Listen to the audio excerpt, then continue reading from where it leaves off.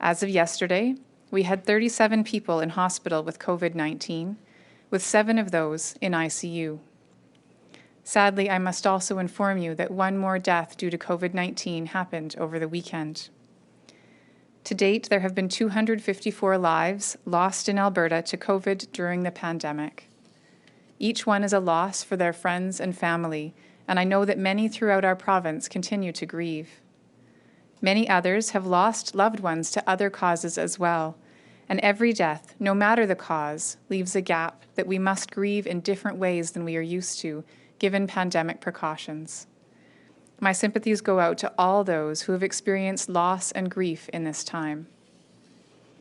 Another toll on Albertans has been increased anxiety, as we are all faced with living in a time of uncertainty. We have heard that this is impacting students and teachers with intense scrutiny on school reopening. I want to be very clear that we continue to act quickly to limit the spread of COVID-19 in schools, and that our commitment to transparency in reporting should not be seen as a heightened risk of COVID-19 in school environments.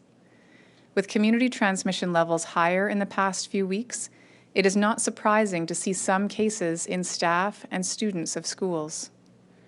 We continue to identify cases in all sectors of our society. What matters are the interventions in place to prevent spread in the school environment. We will be closely monitoring these interventions to be able to make any necessary adjustments if needed. As of this morning, Alberta Health Services has confirmed 42 cases that were present at 35 schools while infectious. Since Friday's update, we have confirmed 3 more school outbreaks, none of which have been shown to be associated with in-school transmission. The new outbreaks were identified at Lester B. Pearson High School and Auburn Bay School in Calgary Zone, and Ross Sheppard High School in Edmonton. All parents and guardians at these schools were directly notified by AHS and the school over the weekend, ensuring that they had the information they needed before school started today. We have now updated the school map to keep Albertans informed as well. As I mentioned last week, while we are calling these outbreaks, it is important to keep these in perspective.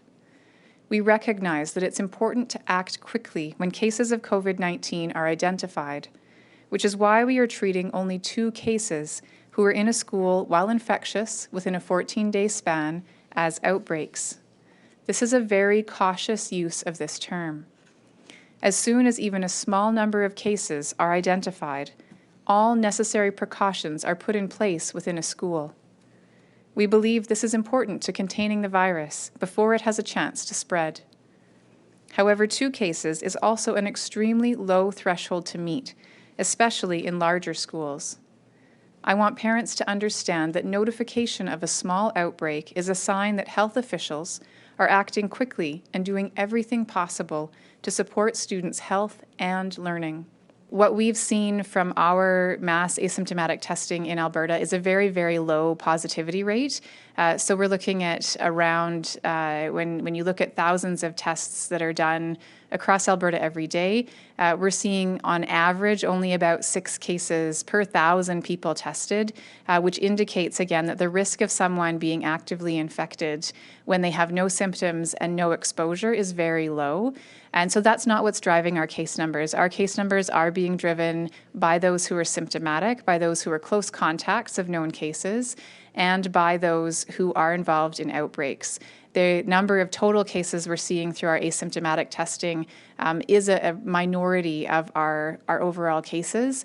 And again, to get our economy restarted, we can't ignore COVID-19. We have to hold 2 things in balance. We do need to move forward with all those things that support Albertans' health, the ability to work, the ability to socialize, the ability to engage in activities that keep people healthy like exercise and recreation. And we also need to keep COVID-19 restrictions in place to the level that allows us to have all those other things that we need for our health, as well as minimizing that transmission, because we know that if transmission rises in some other places around the world, that causes significant impacts on the economy. So in order to have both of those things, we need to work for that balance. As we head into this fall and winter, our dedication cannot waver. We are now into the fall with Thanksgiving only a few weeks ahead, and before we know it, winter. Cold weather will bring many of us into closer contact.